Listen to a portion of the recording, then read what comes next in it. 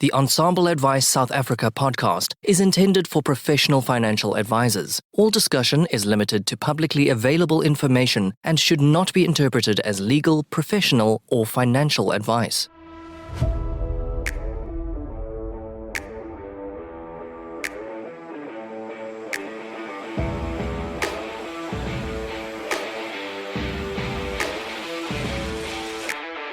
Hi, I'm Louis van der Merwe, Certified Financial Planner. Join me every week where I get to have discussions with global leaders in the financial planning space to help you serve your clients better and run a more efficient financial planning practice.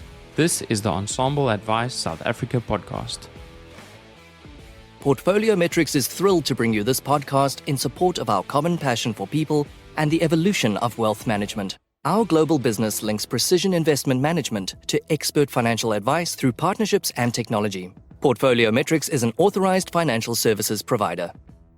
ComSpace is a revenue management solution developed specifically for independent financial advisors. It is a web-based application that tracks, allocates, and manages advisor revenue. The system seamlessly reads commission statements from financial institutions and can address any permutation of commission splits. ComSpace provides mind-blowing, out-the-box revenue business intelligence and analytics, along with super flexible reporting to effectively manage and grow your business. Welcome to another episode of Ensombl Advice South Africa. Today I have the pleasure to have in person, over a drink, I have with me Verreynne. Dylan is the Head of Business Development for Wealthbit, which is a piece of fintech software that we are currently experimenting with in our business. And I thought it would be a great opportunity to talk a little bit around Dylan's history in financial services, share with the listeners what he's working on currently, what it takes to build and run a fintech business, and maybe some of the uncommon questions financial advisors expect these tools to solve. Dylan, thank you for joining me today. Thanks for having me, Louis. Excited to delve a little bit deeper. You had a really long drive all the way 7 to minutes. the office. So Dylan lives down the road from our office, but you're not originally from Durbanville or from Cape Town. Give us a little bit of that backstory. Yeah, so I've had an interesting kind of history, and I guess we'll get into a little bit deeper how I got to this point in my life. But I was originally born in Cape Town, grew up in Pretoria, and moved back to Cape Town originally, and then spent 5 years in the UK. In my past life, I was actually a cricketer. So that was my job for 5 years, and came back to Cape Town and always stayed in the southern suburbs, and then met my beautiful wife, and she was a local Fit London girl, and she convinced me to move to the dark side here in Durbanville. So this is now, where we call home. Wonderful, wonderful. I want to know a little bit more about that career as a sportsman and the parallels to financial services. Like, are there anything that surprised you when joining financial services that might have been like slightly similar to being a sportsman? Yeah, I think as in anything in life, you can kind of draw parallels from different aspects of your life. And the thing that I noticed off the bat was in sport, you're always doing things behind the scenes that no one sees so that you can get better at what you do. And when I joined the industry, I obviously had zero experience like anyone else who joins an industry. And it helped me understand, I need to put in the effort behind the scenes so that when I get onto the playing field on game day, I can show up. And it's all about that graft behind the scenes, and that hard work is kind of what sport brings into everything. So for people listening to this episode, I'm sure most of them would be able to relate around the elements that clients don't see. No, and it's that initial kind of foray into the financial service industry. When any of us start, it's a difficult industry to crack, and it takes a lot of resilience. Any advisor that you meet that's been in the industry for more than 5 or 10 years, they have a certain bit of resilience, because they wouldn't have got there if they couldn't get through some tough times. Well, they might have not realized there's easier ways to make a living, especially starting out, right? So tell me about that. Leaving school, how did you get from leaving high school to ending up in financial services, and what was that financial services dream job? Was it working in the fintech side, or did it start out differently? Yeah, so my dream was always to be a professional cricketer. I never considered any other line of work, and I fortunately had a big injury when I was in matric, and it took 2 years out of my sporting life, and it's the only reason I actually went and studied. And I luckily got good enough marks at school, and I needed to now decide what I was going to go study at Stellenbosch. And at that point in my life, I never had any financial role models in my life growing up. And it was something that I made a decision very, very early on in life that I am not going to deal with money the same way that my family dealt with money. And I decided, okay, I'm going to go study. Why not actually use that as an opportunity to learn a little bit more about money? So I studied a BCom at Stellenbosch, and I'm happy that I completed it. And after I completed it, then I got a call from an agent and I went and played cricket. And then when I came back, I didn't really know what I was going to do with my life. As most sportsmen at the end of that little career, when it's a not so successful career, you're kind of doubting where you stand in life. And I got called by a recruiter at a company that all they were looking for really was someone with British experience. And we're not going to go into names. We can take a guess, but we're not going to go down that road. We're not going to go down that road. And it was... Please don't check out Dylan's LinkedIn profile. It was basically what I didn't realize at the time was it was a pure sales role. And ended up working for them, and it was my first real job in the financial service industry. And that's kind of where the resilience came in. And very quickly, I lasted about 1.5 years at that company, which is an achievement in itself. And very quickly realized, you know what, that's not the type of place that I want to stay in. And very quickly moved more into more of the advice side of things and being a proper financial advisor. Went and studied my postgrad, and ended up a couple of years later with a few events happening in my life. So my dad passed away suddenly, and when things like that happen, we tend to think about where we are in life and what we really want to be doing with our lives. And I realized I was making a difference to my book of clients. I was able to give them a great service, albeit a very frustrating experience, because I would spend 2 hours putting a plan together, go see them. They then tell me something that they have that I didn't know before I went and put the plan together. I had to go back and forth. But I made sure I was giving them a great service. And so my dad died, and I was at this point where, you know what, am I making a big enough difference in the world? And I wasn't. I was servicing my 120 clients, and they were getting a great experience.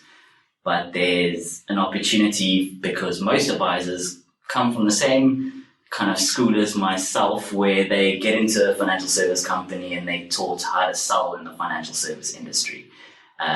So there was an opportunity to make a difference to more clients by helping advisors give better advice to a broader kind of client base. And I met the guys at Wealthbit, and I decided, you know what, I'm joining you guys. I resigned on the spot, and I said, I'm going to be part of the team, and I'm going to make a difference in the advice space. And that's where I am.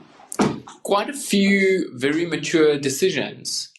And I want to know about that shift away from sales into advice, where you said, hey, I'm going to stay in this industry, where a lot of people say, I'm going to leave, I'm going to become a teacher, I'm going to do something else. The stats are saying to us almost 90% of people, if they've had a bad sales experience, they've changed careers completely, whereas you went deeper. Talk me through that decision. Why not leave? It goes back to, I guess, the core reason why I decided to study something in the financial space. And it was, I wanted to be clever with my money. And I understood how important proper advice could be to clients. So stepping away from the more salesy role into a proper advice role was kind of doubling down and saying, you know what, this is the right industry. I need to make a difference, but I'm going to do that by getting even better and providing a better service and not just selling people stuff they don't need. So going to the root and saying, okay, am I in the right place? I'm on the right bus, maybe just not in the right seat. 100%. 100%. It was a conscious decision. And then the shift to Wealthbit, which sounds like a much faster decision, is like, hey, this is something that's resonating with me, and I'm going to make the decision on the spot. In hindsight, did you make that decision too quickly? I don't think so. I think it's something that I've always had in my being, is help more people. I will take on any role that will help more people at the drop of a hat. And it was an opportunity that doesn't come around every day, especially for someone that is a financial advisor. Moving slightly into the tech space is not an opportunity you get very often. I was very interested in the tech space. I explored all the tools that were out there at the time, and it was just a kind of a light bulb moment. You know what? I need to help advisors help more people. There are more people like me out there that want to give great advice to their clients, and I can help them. Wonderful. And I think the discussion around the fintech piece, it always looks easy from the outside. Or when I say always, when we look at the tools out there, it's almost like looking at a really successful sportsman or really successful asset manager.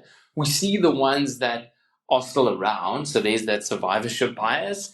And we don't necessarily see all of the hard work behind the scenes, just like as financial planners, our clients don't see that. So tell me a little bit about the hard work behind the scenes. What does it take? How long does it take to build a fintech business that is sustainable in South Africa? Around 7.5 years. And that's where we are now. So your first few years, and I think the thing that people often see, and like you said, you see the companies that succeed. You don't see all the mistakes that those companies make along the way. You don't see all of the companies that no longer exist.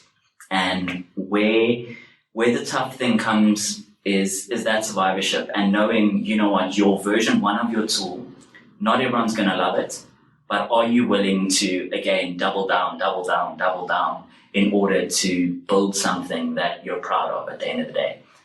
What often happens, especially in the fintech space, is people build a piece of a system, and you get an insurer or you get a big asset manager come in and say, cool, we're gonna buy you out. And then you end up building something that you never envisioned from the start. So it's a journey that you need to be brave on, and you need to stand your ground. So we haven't taken on any external funding within Wealthbit. And at times it's tempting. But getting to that point where 7.5 years later, we're now okay by ourselves is a big thing. So it's got to, again, resilience, right? Stick to what you're doing, stick to your guns, maybe have pockets deep enough to sustain yourself in that initial period. It's a hard graft. It's an important thing that you mentioned there around external shareholding. But I do think sometimes we start tech businesses with a clear exit in mind, either selling or generating a potential revenue or being utilized in another business. So within Wealthbit, what is that kind of long-term? Is it just gaining share in the market and delivering a great service? Yeah, so Wealthbit's our BHAG, so our big, hairy, audacious goal is we want to help 1 billion people worldwide to better understand their financial situation and get to a better outcome. And that's basically it. Once we do that, then we can say we've achieved our goal. It's never been the idea to exit or anything like that. We want to get to a point where both clients and advisors love using Wealthbit. And with the kind of asset managers data that we're pulling in, it creates a nice little ecosystem, and again promotes that the right way, I think, of financial advice, where the client and the advisor have a collaborative kind of journey in building their financial plan, bringing the providers after that fact into the situation and saying, now that we've solved your issues, or now that we have everything together, bringing them into the situation. And that's kind of, if you distill Wealthbit down in a nutshell, it's helping advisors and clients to get on the same path. Do you see a space where this is direct to market, excluding the advisor, or is there still a role for the advisor to play in a space where we could build a lot of the advisor's value add within a system? Yeah, so we've done a lot of research on this, and there's always in the tech space, and it's got a little bit better, but there was always the robots are coming to take over our jobs, and kind of robo-advice is going to be the only thing in the industry. And honestly, we don't believe that robo-advice works. We believe that it maybe works in small bits and pieces, but it's human nature to want to sense check any big financial decisions with a professional. So we're always going to create the ecosystem for that to happen. So let the tech do all the heavy lifting, all the administrative stuff that you shouldn't be doing anyway, because it's not your core role.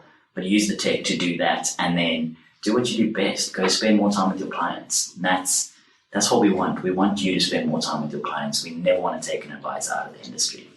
So Dylan, if we're saying that this technology is built to make your back office run more efficient, you just said, free up more time, don't spend it buried in paperwork.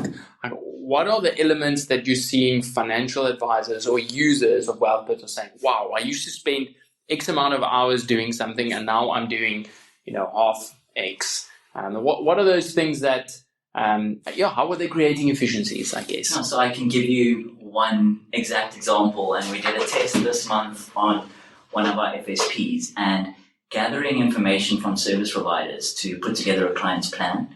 We saved them this month 136 hours within their company gathering data.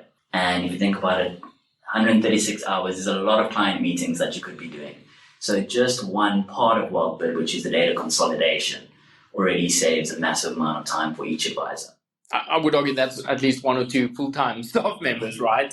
Exactly. With the added accuracy. What are we seeing in terms of accuracy stats? Is it better than humans doing this, or is it just a function of where the data is coming from? Yeah, so as a whole, there are less mistakes than if a human has to type it into an Excel spreadsheet. And I always laugh when I say Excel, because as advisors, that's where we all kind of went to eventually get everything put in an Excel spreadsheet with all our formulas and everything. But spreadsheets break, formulas break. If you have too many people going in and changing things, it breaks. And now what happens is when we take on a client or a new FSP, we do, the first time we get their data from the various service providers, we'll do a data check, and we'll run through everything with a couple of advisors or some of the ops people in the company and see, let's sense check everything. Let's check if there's any mistakes. And if there are slight errors, you catch it then, but once it's done, it's done. And then going forward, it's a smooth process. So what type of errors would that be? It's normally an error where, so not all providers are built equal. And the errors normally creep in where they have given, for some reason, this new data set in cents and not in rands. Okay. So there's an extra 2 zeros on the end of everything. Or we took on a new service provider a couple of months ago, and we very quickly realized when they gave us the holding data within assets, each underlying fund had the value for the entire asset. So if you have 4 underlying funds, your asset was 4 times more. So it's little things like that happen along the way, and there's no standardized process in the industry, which I think I would love us to get to. So providers are almost on this journey with us and making their value prop a little bit better by reporting better, which is powerful. So Dylan, when you say no standardized set, would that be like how asset managers are delivering data to financial advisor practices? Like what is the method? Because we hear about these CISA standards, we hear about standards of reporting. Like what would it have to take for there to be a standard of data exchange between platforms and advisor practices? No, it's an interesting question, and I think if we look, it's always better to understand the root of why something is the way that it is. And if we look back at the industry, and it's getting better, don't get me wrong, but providers were gatekeepers of information.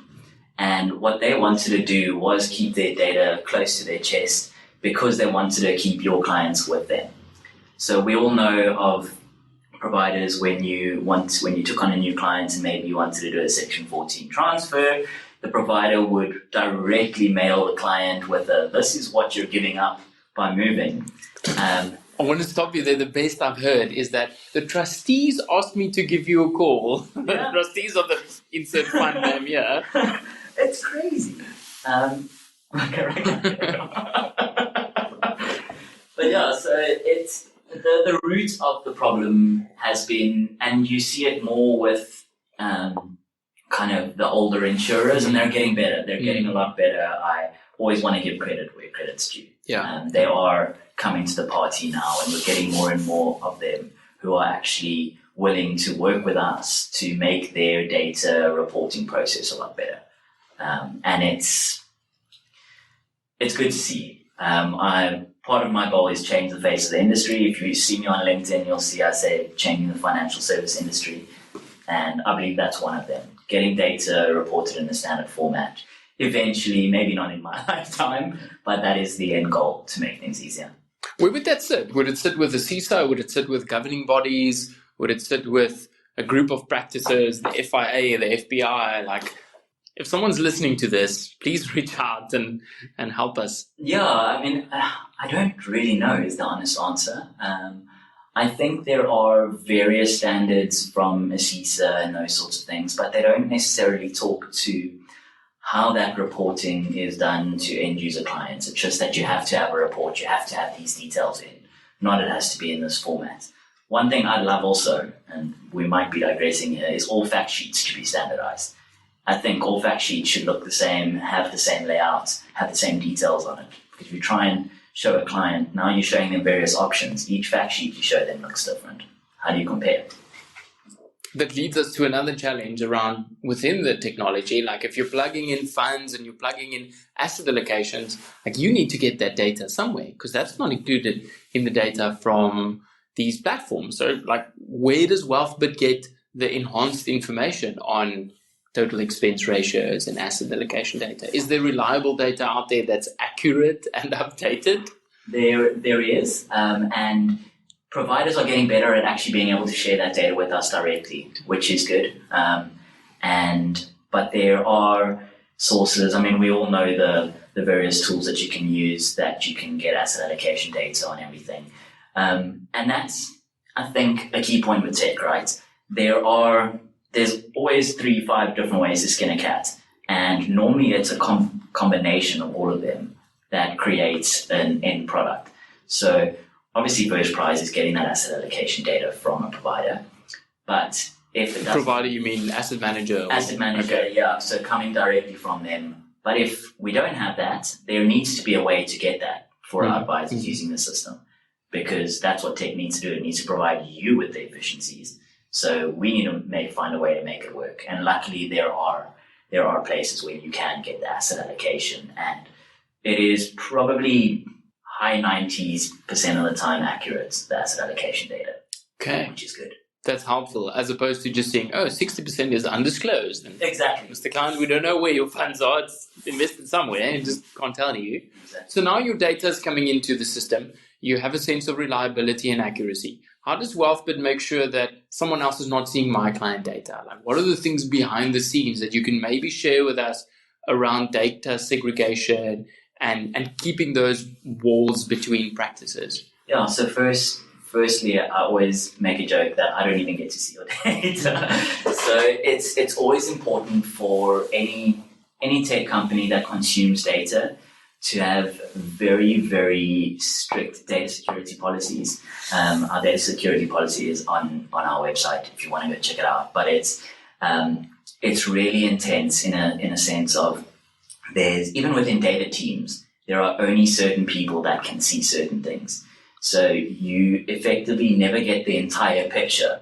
If you see a bit of data, you're seeing that bit of data and you can't piece it together. This data goes with that data, which if you put all them together, now I can work out that is Louise client X that has this. So it's about segmenting the responsibilities within the team and making sure that all those responsibilities work together, but independently of each other.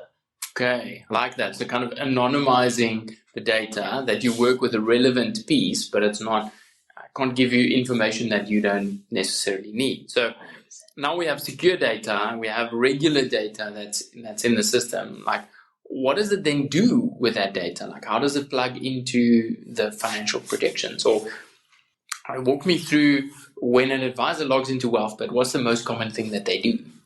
The most common thing that they do, firstly, is go, okay, well, now I understand how everything fits together. But what generally happens is, and again, it comes down to that efficiency and what we spoke about earlier about doing the things that take time for you, then you don't have to do it. So advisors will go in and say, okay, I'm reviewing client X tomorrow. Click on client X profile, then Wealthbit, it's called their dashboard. Their dashboard opens, all the data is pulled in, the data is accurate, and you can actually go right now to have a review meeting with the client. So they're using the system to, play a couple of games of golf extra a week. But it's for those advisors who 5 minutes before a review meeting remember that they have that review meeting, and they're able to log in and go, okay, cool, actually, we've got an updated plan for this client and we've got something to work with. And then the idea and the whole, I think where Wealthbit's key differentiator is the interaction that the advisor has with the client in that meeting using the system. So it's not, we're going to generate your plan and then come and see you. It's, let's log in together. Your plan's updated, but now let's go through that process and look at some of the adjustments we can make. And it's a consultative experience between the advisor and the client, rather than the old school, I'm telling you to do this because I'm going to get 3% upfront comp. This week, there's an article on kitsis.com about the rise of collaborative planning and the demise of the written financial plan. I love that. And we're seeing that in our business, right? Someone saying, oh, what would happen if I do this? And the challenge we have is that when someone phones in and we are caught unprepared for that scenario, right? Oh, just tell me, like, what happens to my plan if this happens? Sorry, give us a bit of time to update your plan and we'll let you know tomorrow or 2 days. It's almost like the suicide hotline that says, don't phone now, phone back tomorrow. Like it's not as valuable when you need it now. So I look at it in this way, and it's an interesting kind of way to think about it. And I think it was Kate Zabriskie who had a quote, your customer's perception is your reality. So in the past, they used to compare financial advisors with financial advisors. Now, any of your clients, they want to order their groceries, what do? They go on their phone, order from Woolies or Checkers. Within 60 minutes, their groceries arrive. That's a great customer service. I want a new kettle. I go on to one of the e-commerce stores, purchase a kettle, it arrives at my door, great service. They're expecting that from financial advisors, right? So if they call you and you tell them, give me 2 days to get back to you, for them now they're seeing, maybe I can get better service out there. And that's where kind of the technology and having them involved is key. I don't know if you've ever experienced same-day delivery with Takealot, but once you have that, you're like, waiting 2 days doesn't seem that acceptable. You're like, where's the deliver now option? Do we need to charge based on urgency? Do you think we should have pricing mechanisms that would allow clients to say, hey, if I need advice now, I want to have access to it, versus, you pay a little bit less, but you wait a little bit longer? I think there is an opportunity for it. I would say, think about your practice and how you want your practice to come across. It's all good and well saying, okay, I'm going to give you a priority service, but then you're going to have clients that maybe didn't know about your priority service because you didn't tell them about it, and you're not giving everyone a consistent service. And that's key, consistent advice across your practice and a consistent service, because your client that doesn't pay for priority advice is as much an advocator or a detractor in the market than your client that does. You've got to keep both of them happy. How does that tie into advisor trust? Because we keep on hearing about delivering on the expectation. And what I'm hearing you say is don't manage the expectation, rather actually deliver on what people are already expecting. Yeah. So advisor trust, it's a big thing. And so honestly, it's one of the reasons I love Wealthbit. It's because it's laid out bare for the client to see. You've had a little bit of an experience now with the system, but you effectively giving your clients a login to their own dashboard that they can log into 24 hours a day. So they can see that by you giving them that access, that's already building trust to them. You're building that plan with them. They're seeing the consequence of each decision along the way. And you're helping them understand why they're doing something. And understanding is a big part of trust. So if I tell you, do this, just trust me, just do this, but you don't know why you're doing that, you're not going to trust me. So true, so true. We've had a few conversations this week with clients where they say, oh, but you've told me that I'm okay. And our approach now is to say, yes, we might have said that in the past, but now I want to show you. I want to show you so that you can either agree or disagree that you will be okay, or that we have some options for this to work out. I want to know, Betterment used to have the stat where they would report on the amount of client logins. And they would ping an advisor to say, hey, your client just logged in 10 times in the last day. Is there some kind of stats that you have around the frequency of client logins and maybe kind of what behavior that drives? So I don't offhand have those stats. What I can tell you within Wealthbit, and remember, we're still a fairly young company, we see about just over 8,000 single events happening on a daily basis within the system, which is already, I mean, that's pretty insane that advisors are using the system so much, and the amount of end user clients that are now logging in. Initially, it was advisors logging in, and now it's actually more clients that are logging in than advisors on a daily basis. But that's because there are more clients, obviously, in the system than advisors. How many advisors are using Wealthbit actively? Like, what is your active user? So it's just over 170. Okay. So you're now starting to see trends. You're starting to see what people are requesting. What is the most asked for feature that you think is completely should not be asked for? That should be banned. That should be like, please don't ask us to build this again. Honestly, IRR. And the reason I don't necessarily think IRR is a bad thing. The reason it's very difficult to build into any tool is it's very dangerous to say you built an IRR calculation into a system and you miss a certain data point. It's a very dangerous situation. I've seen a couple of companies try and give IRR calculations, and they are more than 90% wrong all of the time, because there's one little deposit missed along the way. There's one little kind of withdrawal missed along the way.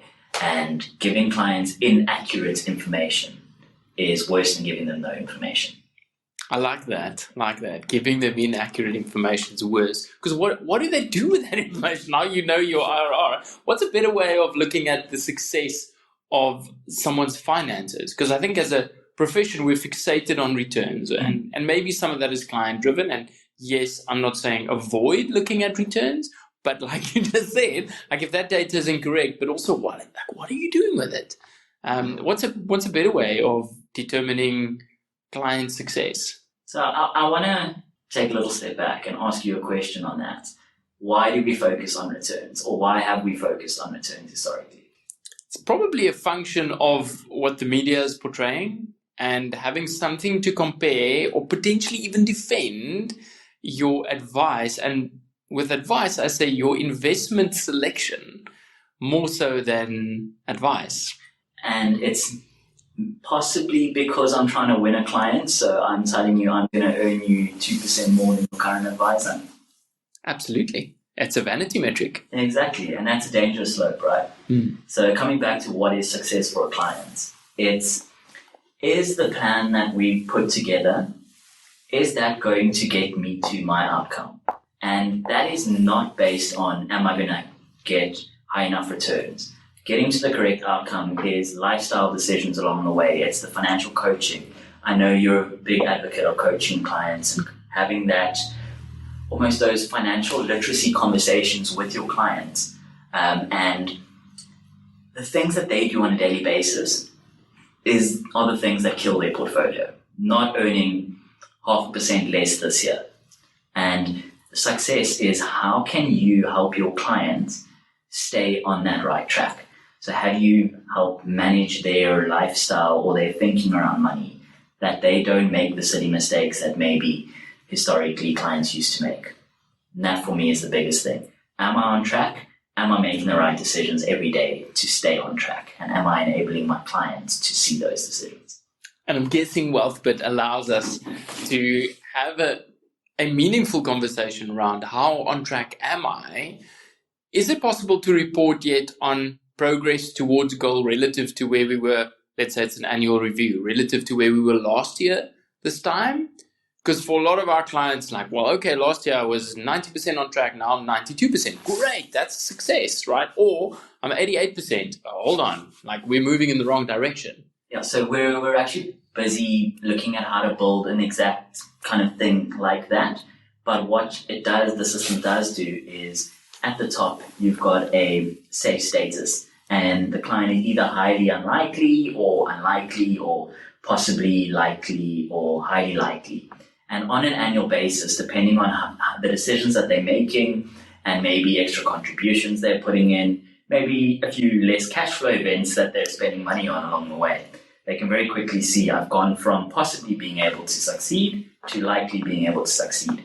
And it's a big slider at the top of the thing, front and center. It helps your client know, am I on track, am I not on track? Dylan, is this a probability of success calculation where it would look at how many events actually turn out successful compared to how many fail?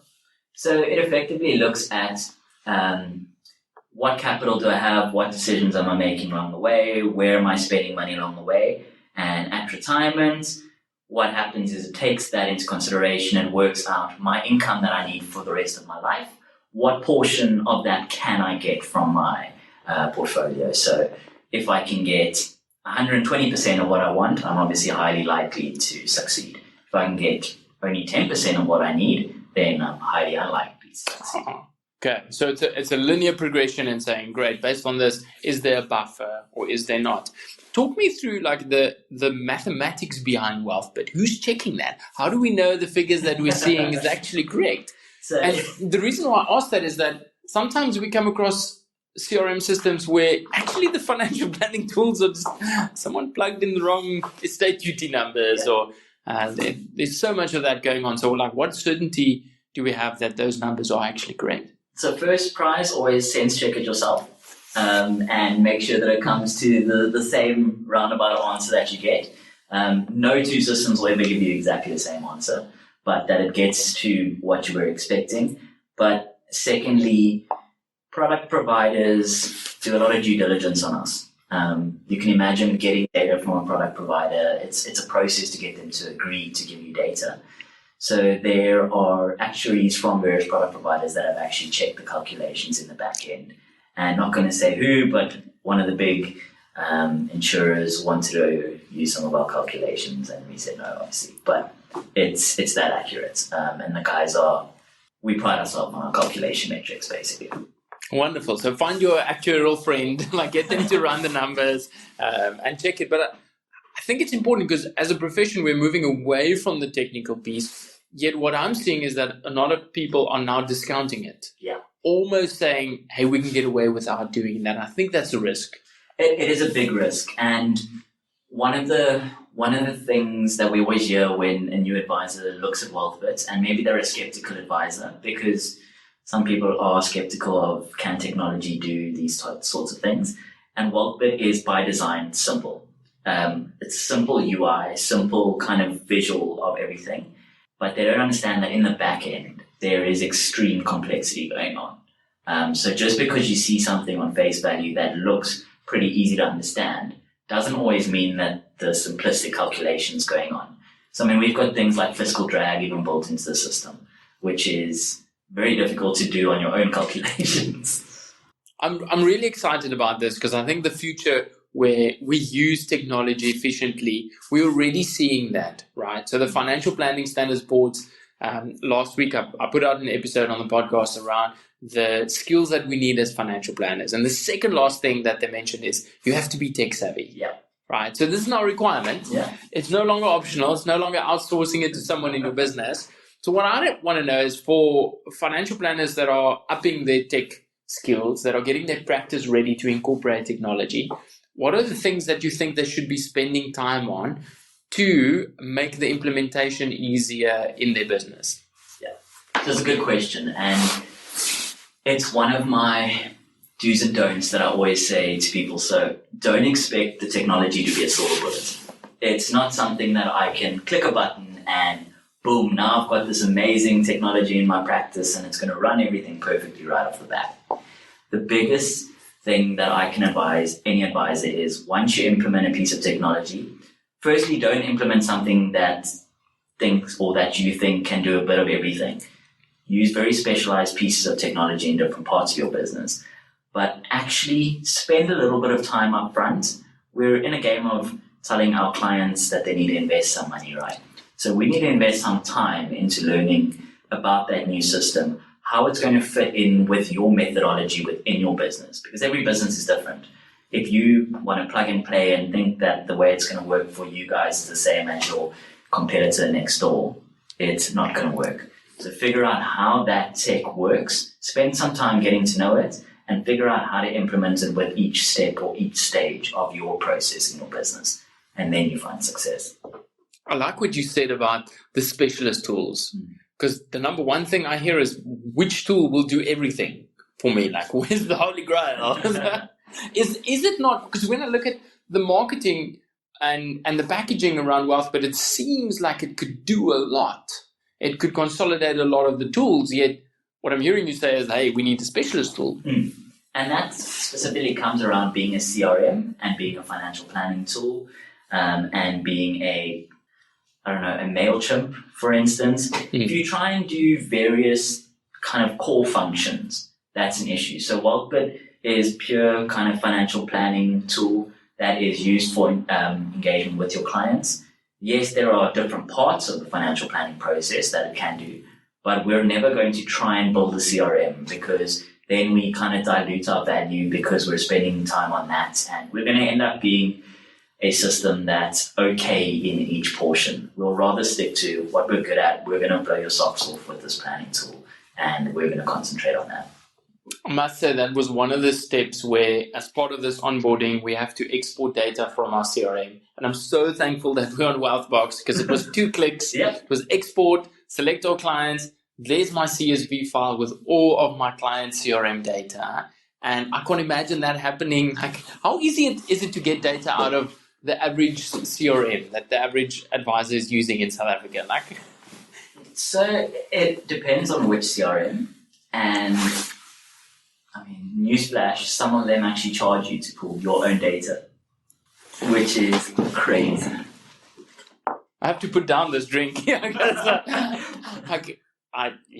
a world where there's APIs and there's data that you can get freely, it should not be allowed to. So if anyone is in a contract with that CRM, please revisit the rationale behind that CRM. They charge you for support requests. They'll charge you for any additional training that you might need within the system, and so we don't believe that should happen. We believe onboarding, training, everything should be just part and parcel of what we deliver. It's back to aligning those expectations and saying, hey, this is an expectation of a modern consumer. Yes, they happen to be financial advisors, or they happen to be clients of financial advisors, and we want to deliver a service that's on par with anything else they can expect. 100%. And even if they do it for the selfish reason, the better we onboard you, the better we train you, the longer you'll stay with us. So even look at it from that view. If you want to make client or advisor stay with you, give them a really great onboarding experience and training experience. Don't charge them for it. Dylan, as we come to the end of this conversation, is there anything you want to share with the listeners about your experience with onboarding and new advisors and their expectations around the software that you haven't touched on today? No, I think for everyone, I'd encourage you to have a look at us first of all, what Louis and them would have seen is we actually believe that you should try the system before you pay. So we actually give a 2-month free trial to any new client that wants to have a look at us. And what that is designed to do is us to help you see, will Wealthbit actually work within your business? So I'm a firm believer, because I was an advisor and I know what it's like using a tool that doesn't fit with my business. I'm a firm believer in trying it out, trying to see whether it is the right tool for your business. And once you make that decision, then you know that it's the right thing for you. So don't just jump into something. Try it out, give it the 2 months, and put in a little bit of effort along the way.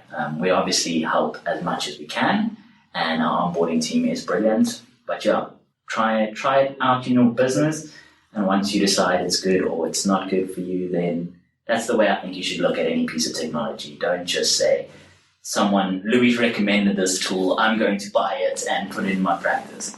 Actually do your research on everything. And that I think is the biggest kind of takeaway for everyone. Find the system that works for you. Don't try and kind of panel beat systems to make it fit into your kind of ecosystem if they're not the right one. I want to add that having a champion within your business to drive that, someone responsible, not the person making the decisions, but the person that's probably going to use it and implement it, that has helped us to make that decision. And like you said, Dylan, these systems are like having your favorite beer. Right? I can tell you my favorite beer, but it's not going to be the same for the next person. So 100%. It's not part of your role to figure out which tech pieces will work for your business, and it's okay if it's not Wealthbit. You don't have a lot of other options out there, but there's hopefully there will be an evolution of this fintech market within South Africa, so that we can actually use these tools and focus on delivering better quality advice for our clients. And that's what it comes down to. It's that end user client that we want to give the best quality of advice to. Dylan, for people wanting to reach out to you, what's the best way to track you down? There's a couple of ways. So you can follow me on LinkedIn. I'm sure Louis will put my surname somewhere because it's impossible to remember how to spell it. But otherwise, if you go to wealthbit.co, so no M, so just .co, you'll have a look at our website. You can even book a demo directly into my diary. My diary is actually on our website, so you can book some time, catch up with me. Or fire me an email at dylan@wealthbit.co. Really, really easy. Thank you so much for your time, and I wish you all the best. Thanks, Louis. Really good talking to you.